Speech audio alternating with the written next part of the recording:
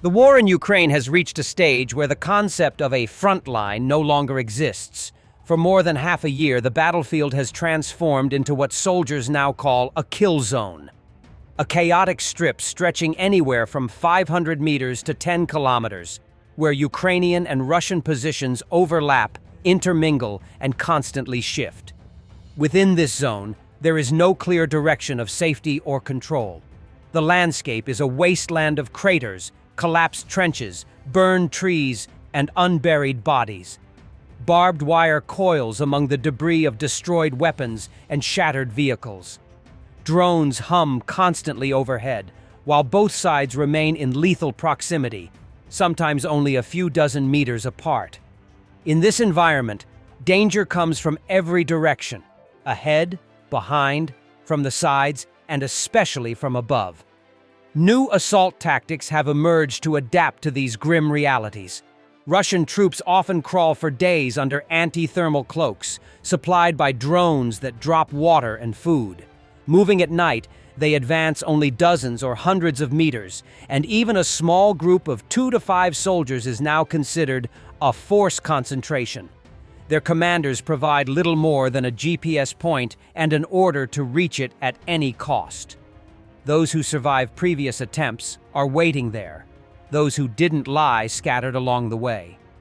Ukrainian defenders first encountered this pattern early in 2024. Captured Russian soldiers were found wandering deep in Ukrainian-controlled areas, unaware that they had long passed the front line. What began as confusion soon became a deliberate infiltration tactic. Positions today are held by small groups of Ukrainian soldiers in hastily dug holes, shelters barely 2 to 4 square meters wide. If they are lucky, they occupy a basement. Infantry numbers are critically low, so positions are widely scattered. As long as someone remains alive in a hole, that patch of land is considered Ukrainian-held. Sometimes Ukrainian and Russian troops occupy opposite ends of the same trench system. Overhead, the sky never stops buzzing. Drones fill the air with a constant hum that wears down the human mind. Soldiers find rare relief only in fog or heavy rain. The distinctive whine of an FPV drone, a suicide drone diving toward its target, has become, for many, the most terrifying sound on Earth. Trenches are now covered with mesh nets to intercept them, though nothing fully protects against their strikes. Logistics, once a background task, has become one of the most dangerous parts of the war. Rotating units or delivering supplies is like playing roulette with death.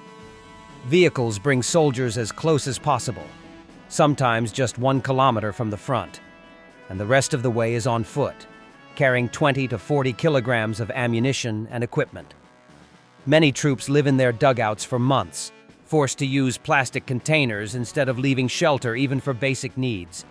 Drones connected by optical fiber, immune to radio jamming, can now fly up to 30 kilometers, silently landing near roads and waiting to ambush vehicles. A passing truck or armored car might suddenly be hit by an RPG warhead delivered straight into its windshield from just a few meters away. Electronic warfare offers limited protection. Frequencies constantly change, forcing soldiers to rely on individual jamming devices that quickly drain their batteries. In many cases, shotguns and nets have become the last line of defense against drones. Both sides mine the terrain relentlessly. Paths that were safe in the morning can be deadly by afternoon.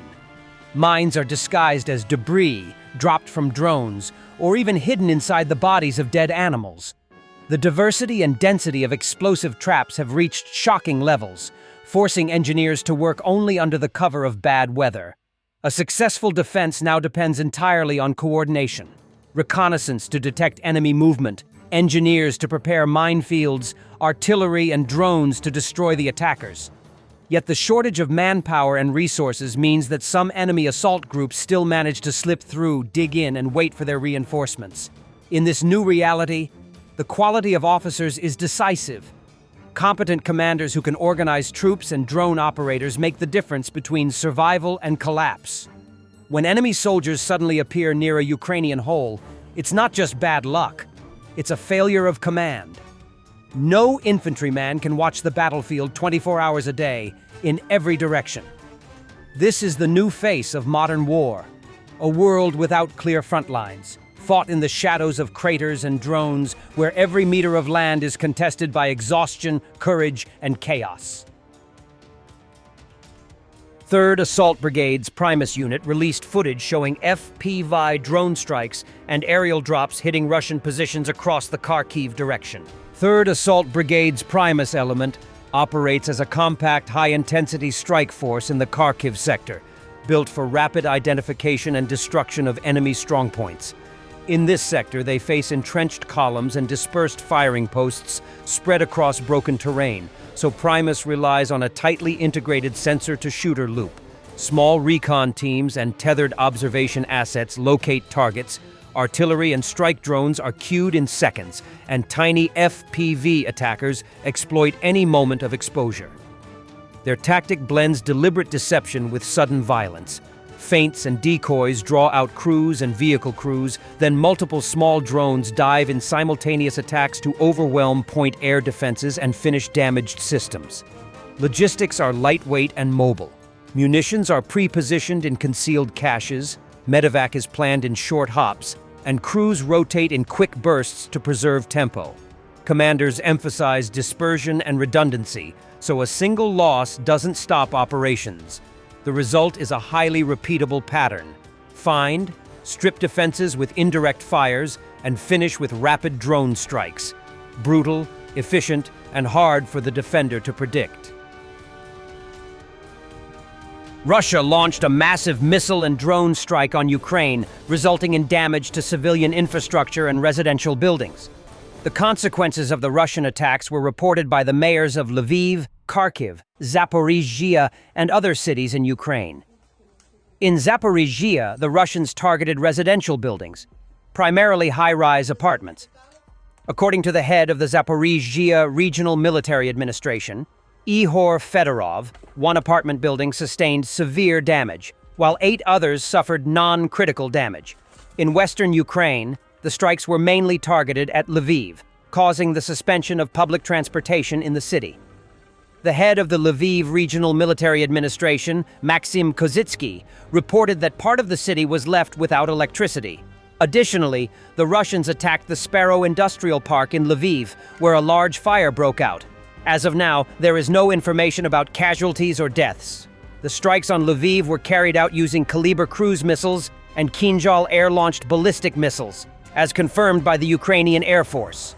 The PPO radar telegram channel reported that the night before, the Russians had launched one of the largest attacks on Ukraine, involving over 700 UAVs of various types, up to 50 Ku-101 and Caliber cruise missiles, and 2 Kinzhal missiles fired from MiG-31K aircraft.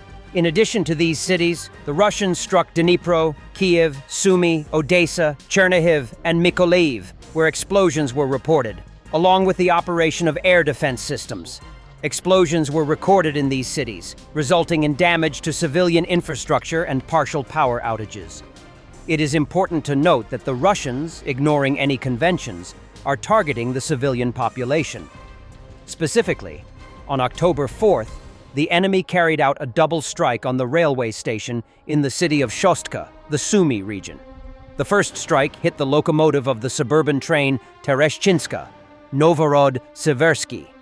When the evacuation of people began, the Russians attacked again, hitting the electric locomotive of the Kyiv-Shostka train. As a result of the strikes, 1 person was killed and around 30 others were injured. It is worth recalling that the last time the Russians used a large number of drones and missiles in the attack on Ukraine on September 28, 2025. At that time, Russian forces carried out a targeted strike on civilian objects in Ukrainian cities, launching over 500 drones and more than 40 missiles of various types. The massive combined attack lasted for more than 12 hours. The main directions of the strikes were Kyiv and the Kyiv region, as well as Zaporizhzhia, Khmelnytsky, Sumy, Mykolaiv, Chernihiv, and Odessa regions. Thanks for watching, and don't forget to subscribe.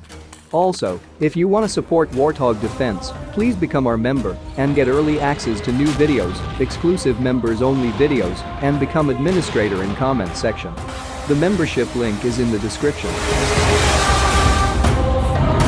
Rescues every day. We had a guy last week at 6 rescues in 6 days. You know, he's doing the job every day.